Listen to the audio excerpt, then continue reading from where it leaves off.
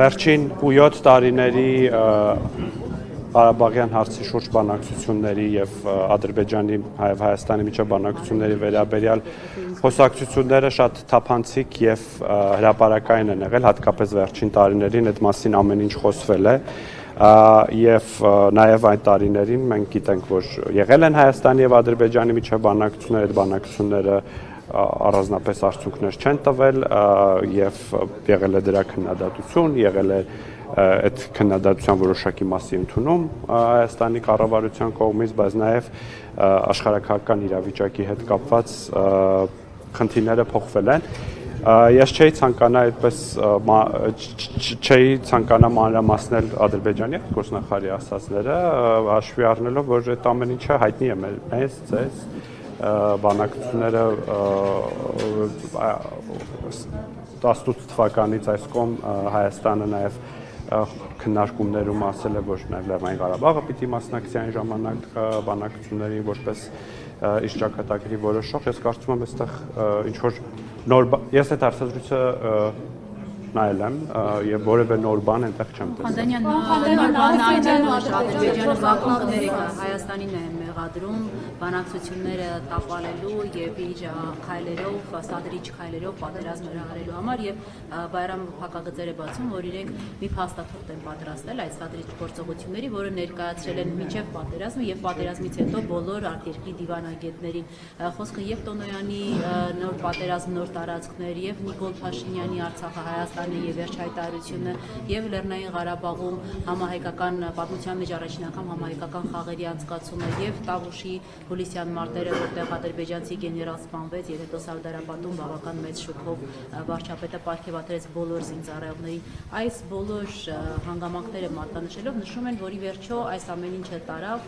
բանակցային փուլից Փաշինյանի հրաժարվելու եւ պատերազմ հրահրելու։ Սրա հետ դուք համաձայն եք։ Համաձայն չեմ, որովհետեւ Հայաստանը ելքեր էր փնտրում հակամարտությունը խաղ կարգավորելու համար, բայց նաեւ ակնհայտ էր, որ Ադրբեջանը պատրաստվում է պատերազմի եւ բնական է, որ պատերազմի պատրաստվող երկիրը հիմա պետք է այդ որևէ տարբեր փաստարկներով արդարացնի իր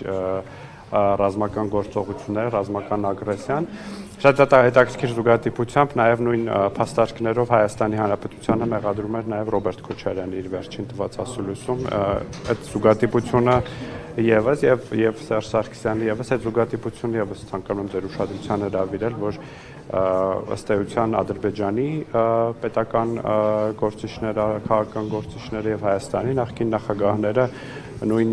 մեղադրանքներն են հնչեցնում Հայաստանի Հանրապետությանը, ինչը չափազանց անընդունել է Հայաստանի Հանրապետությունը կրկնում եմ այդ տարիներին, 2 տարիներին, ըստ էության փորձում էր դուրս գալ այն իրավիճակից, որը չհանգեցնի ռազմական հակամարտության, պատերազմի եւ չի հրաժարվել բանակցությունից, բնականաբար չի հրաժարվել բանակցություններից, ուղղակի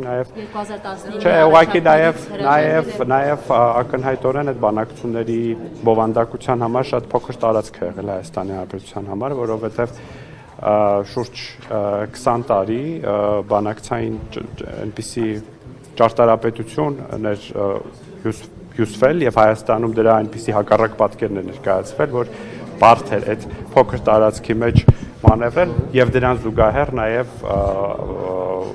ուժերի բալանսներ կտրուկ փոխվել Հայաստանի եւ Ադրբեջանի միջեւ, ինչը բարդացնում էր Հայաստանի։ Ինչի մասին նշվում է եւ Սերժ Սարգսյանը եւ երկրորդ նախագահը։ Ես Հայաստանը փորձել է բանակցել իրավիճակի վերաբերյալ, ինչ մնացած ամեն ինչի մասին, ինչպես նշվել է, դրանք կհրապարակվեն։ Ես չգիտեմ, դա կառավարության դիրույթում է եւ ինչպես խոստացվել է, մինչեւ տարեվերջ կհրապարակվեն։ Բանակցությունները շարունակվել, պարոն Խանդանյան, երբ որ պահից դադարեցին բանակցությունները, ինչի մասին խոսում։ Գիտեք, դուք գիտեք բոլոր հանդիպումների մասին այդ ընթացքում ոչ տեղի են ունեցել, այսինքն ամիս ամսաթվերով չեմ կարող ասել, բայց 18-19 թվականներին տեղի են ունեցել հանդիպումներ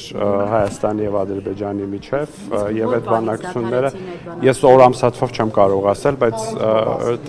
դե մինչեւ 2020 թվականը մինչեւ պատերազմի սկսվելը ակնհայտորեն կար բանակցային գործընթաց, դրա արդյունավետության մասին արդեն գնահատականները տարբեր են։ Երբ որ Փաշինյանն ասում էր զրոյական կետից եմ սկսում, այդ ժամանակ կանգնել էր արդեն բանակցություններ, այլևս Ադրբեջանը որևէ ձևով Հայաստանը կրկին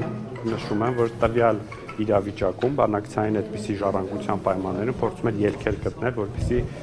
բանակցությունները շարունակվեն եւ ելքերից մեկն էլ դա ինքը հասկացել էր, որ որևէ տարբերակ այլևս չկա, պետք է զրոյից սկսել։ Դե ակնհայտորեն այո, որովհետև այն կար բանակցային ժառանգություն եւ բանակցային տրամաբանություն, որը վերել եւ կանգնեցրել են այդ բանակցությունները, ինչպես 18 թվականին Սերժ Սարգսյանն էր ասել, եւ բայց դրա զուգահեռ կար նաեւ շատ տարբերվող, կտրուկ տարբերվող հանրային ընկալում եւ Հայաստանի խնդիրն էր, որպեսզի այդ բանակցություններն ու հանրային ընկալումները փոքրինչ մոտեցնել իրեն։ Ինչը ստացվեց ցավոք։ Այդ նոր առաջարկները մերժել է։ Գիտեք, այդ մասին շատ երկար է խոսվել։ Այդ մասին շատ է խոսվել։ Արդեն քանի տարի այդ հարցը տալիս եք, ասում ենք, որ Խանդանյան չասացիք հայկական կողմը այդ 19-ի նոր առաջարկները, որոնց մասին խոսում են բոլորը, մերժել է հայկական կողմը, թե դրանք քննարկել։ Իրականությունը որտեղ է, գուցե դուք իշխանության տեսակետը ներկայացնեք։ Քննարկվել են իհարկե այդ փաստաթղթերը, բայց արդյունքում որևէ, այսինքն արդյունք չի եղել, հա, այդ իրադարձություններին։ Ես չեմ կարող բան անել, հա, ես չեմ կարծում, որ Հայաստանը մերժման նամակ է ուղարկել։